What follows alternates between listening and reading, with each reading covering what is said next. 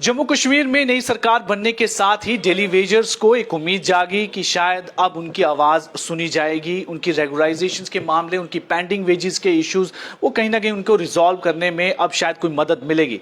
लेकिन 6 महीने हो गए सरकार को बने हुए, अभी भी फिलहाल कोई राह नजर नहीं आती। एक कमेटी का गठन किया गया है, लेकिन इस तरह की कमेटियां पहले भी जो हैं वो गठित की गई, लेकिन जिसका हल अभी तक किसी तरह भी नहीं निकला।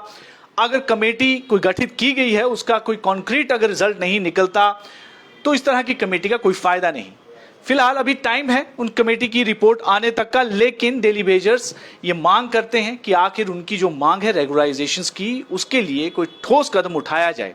और जो कमेटी गठित की गई उसको भी फिलहाल सरकार का एक तरह से एक ऐसा शगुफा बताया गया है कि जिसका अल्टीमेटली कोई रिजल्ट नहीं निकलेगा, ये इनका एक आरोप है। लेकिन फिर भी सारा मामला क्या है, इनका इस पर क्या कहना है कि सरकार से ये कितने ज्यादा उम्मीद रखते हैं, इस पर बातचीत करते हैं। जॉइंट एक्शन कमेटी है गवर्नमेंट एम्प्लॉयज की, और बाबू हुसैन जी हमारे साथ हैं, इनसे भी पूछते हैं, और इनके दूसरे साथी भी हैं, उनसे भी थोड़ा सा एक व्यू लेंगे कि आखिर सरकार ने कमेटी का गठन किया है, सरकार अब एक्टिव मोड में भी नजर आ रही है, लेकिन क्या आप लोगों को विश्वास है कि जो सरकार ने सोचा है, कहीं ना कहीं लगता है इस बार डेली वेजेस का कुछ मसला हल होगा?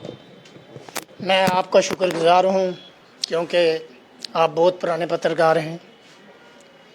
तो जब भी कोई जम्मू कश्मीर के अंदर चाहे परमानेंट मुलाजिम है या all type of daily wages हैं, उनकी बात को उजागर करने की कोशिश करते हैं और सरकार तक पहुंचाने की कोशिश करते हैं। जहां तक आज का मेन मुद्दा, जो मकसद जो प्रेस कॉन्फ्रेंस का है, उसका मेन और मुद्दा मकसद ये है कि all type of daily Vaser जो पिछले 25-30 साल लगातार अपनी ड्यूटी सर अंजाम दे रहे हैं, लेकिन यहाँ जम्मू कश्मीर के अंदर जितनी सरकारें आई उन्होंने भी अनदेखी की। अलजी एडमिनिस्ट्रेशन यहाँ भी आई, उन्होंने भी बड़े वादे किए, हम ये करेंगे वो करेंगे, लेकिन वो भी इसको इम्प्लीमेंट करने में, कोई पॉलिसी बनाने में नाकाम हो चुके हैं। मैं ये कहना चाहता हूँ, यहाँ बहुत सारे डेली वेजर हैं जो 60 पार करके जैसे आए थे वैसे चले गए, और बहुत सारे डेली वेजर जो बेचारे पीडीडी में देखें, जो सारा जो सिस्टम है इस वक्त डेली वेजर ही चला रहा है हर डिपार्टमेंट। पिछले 10-15 साल में जो परमानेंट मुलाजम है वो रिटायर हो चुका है।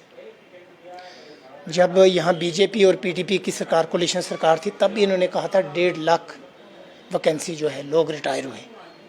उसके बाद बहुत सारे लोग रिटायर हुए 5-6 साल में, लेकिन वो जो पोस्टें हैं वो कहीं भी रेफ़र नहीं हुई, क्योंकि स्टाफ जो है हमारा है इस वक्त डेली वेजर ही ज़्यादा, जो वही काम कर रहा है हर फील्ड में।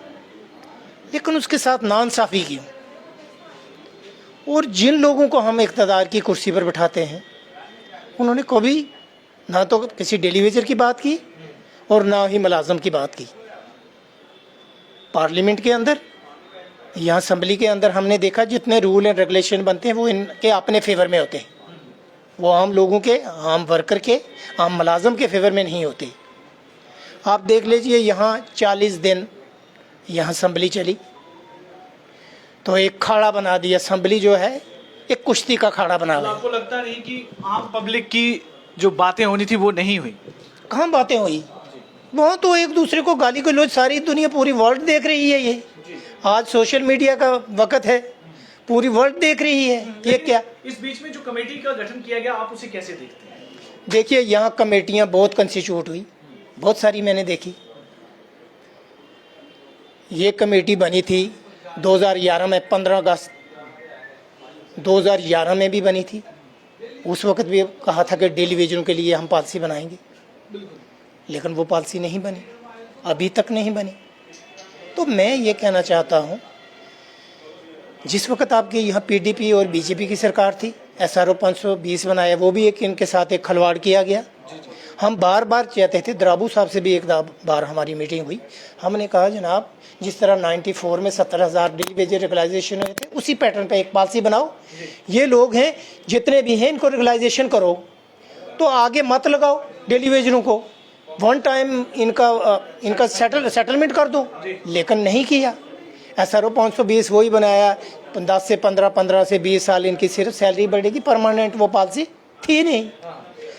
SRO 64 के तहत जो 17,000 डेली वेज रेगुलाइजेशन होता है, SRO 64 के तहत हुआ था। हम ये कहना चाहते हैं कि SRO 64 के तहत इनको रेगुलाइजेशन करो, लेकिन अभी तक कोई भी पॉलिसी नहीं बनेगी। ये जो कमेटी जो कंस्टिट्यूट की है, ये भी एक लॉलीपॉप है। मतलब आपको इस गवर्नमेंट से क्या कोई उम्मीद है? अगर है तो किस तरह से है? नहीं तो आप किस तरह से लगता है कि क्या रुख जो है इख्तियार करेंगे जो डेली वेजर्स ऑर्गेनाइजेशन? देखिए, 5 अगस्त 2019 के बाद यहाँ मुलाजमों पर क्या कुछ हुआ हमें सारा पता है। हर दिन हम प्रेस कॉन्फ्रेंस जब करते थे, एक लेटर निकलती थी हमारे ख़िलाफ़, एक्शन ले लेंगे, नौकरी से टर्मिनेट कर देंगे, ये करेंगे वो, लेकिन हम कभी नहीं बैठे। जो चोर चक्के थे वो भाग गए, 7 साल वो कहीं नज़र नहीं आए। कोई joint action committee, employ joint action committee जो है वही काम करती रही, चाहे वो होम गार्ड का प्रोटेस्ट हुआ, चाहे वो रैबर खेल का हुआ, जंगलात का हुआ, या परमानेंट मुलाजमों का, वो यही एम्प्लॉय जॉइंट एक्शन कमेटी करती रही। आज जब 7 साल के बाद थोड़ी सी सरकार बनी तो इन्होंने ये जिस तरह चूहा घुस जाता है बिल में, वो 7 साल के बाद निकलता है ना, ये आप थोड़े बाहर निकले हैं। तो मैं ये कहना चाहता हूँ, ना हम पहले डरे और ना हम आज डरते हैं।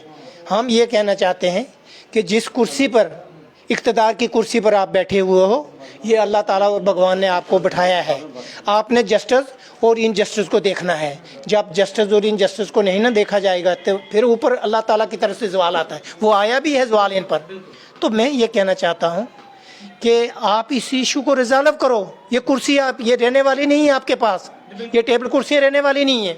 अगर सर मैं आपसे पूछूंगा, अगर अब सरकार फिर से अपने वादे से मुकरती है या कहीं ना कहीं जो इंसाफ की गुहार जो हैं डेली वेजेस लगा रहे नहीं करेंगे, तो किस तरह का रुख अब इख्तियार करेंगे?